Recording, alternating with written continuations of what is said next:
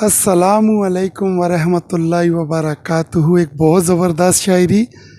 मुद्दतों बाद वो चांद चढ़ा रहा है, जुनून इश्क का नशा छा रहा है।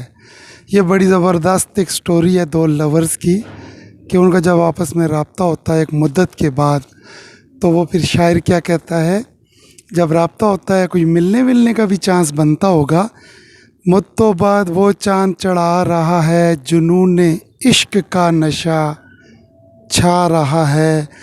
उड़ के कैसे पहुँचूँ उसके चमन, उड़ के कैसे पहुँचूँ उसके चमन, वो फूलों से सेज को सजा रहा है।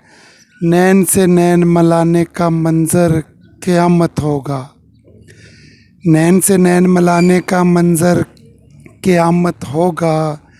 उसकी आँखों का काजल बता रहा है, मुद्दतों बाद वो चाँद चढ़ा रहा है, जुनून इश्क का नशा छा रहा है।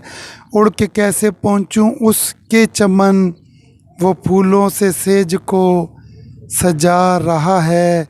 नैन से नैन मिलाने का मंज़र क़यामत होगा, उसकी आँखों का काजल बता रहा है।